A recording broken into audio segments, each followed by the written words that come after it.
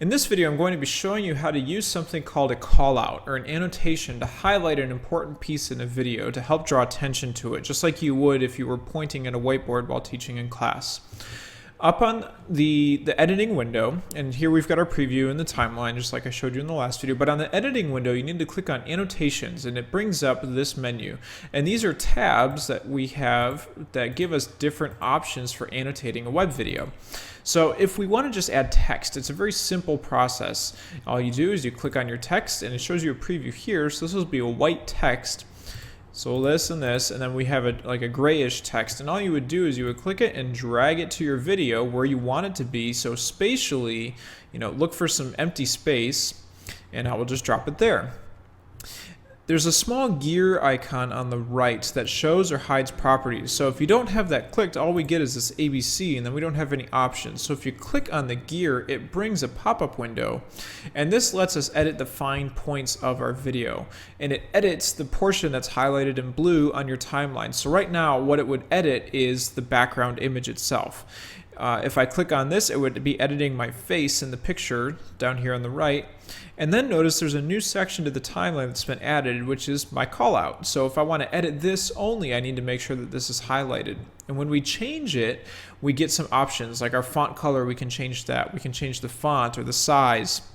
So just some formatting options. So to change the text, we'll double click it and we'll say this is a callout. Now that light gray is a little bit hard to see, so I'll highlight my text and let's change it to blue. And then it's still a little bit small, so we can resize this box and zoom it in a little bit, and then we can drag it and change it to where we want it to be. So that's a very simple editing tool that you can use to show something. Now, there's a point where I click on the Google login, and I want to show my students where to click, so I'm going to do that with a web highlight. So I'll grab the highlighter tool, and then I'll just drag the box, and it's a very large box, but I can resize this. We'll shrink it down and put it on top of where we want it to be. So this box will pop up on the timeline as it's playing across, and so I'll just click and drag it. So our callout, when the timeline is over that callout, it's there. When it leaves, it disappears, and then there's our highlight, and we click on the link. Now, notice that this is carrying over onto the next page. I don't want that to happen. So we can use the timeline, or we can shrink the size of this callout to disappear when the window switches. So I'll take this and I'll click forward one frame at a time, and right where it switches, right here, is when I want to get rid of it, and we can simply take it and drag it back. And we've then shrunk the size of that particular callout. So when we drag it through, it shows up, and then as the window switches, it goes away. So we can, again, use the timeline to make some timing edits as well. Now, let's say I want to go through and show students where to click, but this time I want to use an arrow. So I'll click on my arrow tool, and I will simply just drag and drop it. And we can rotate this, spin it around. I can grab it and point it here. I can make it larger if I want. I can have it go any direction that I want. So they're very easy to use, they're very simple to do, and they add something visually appealing to the video as your students are watching it. So try and think from their perspective. If you've never seen this the first time, what do I want my attention drawn to?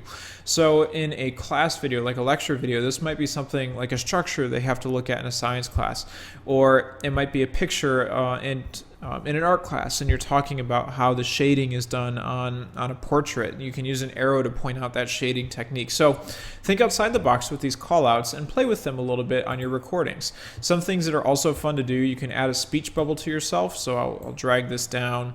We can drag the little tail here, and I would type in, my name is Mr. Bennett. And then we can make the bubble bigger even.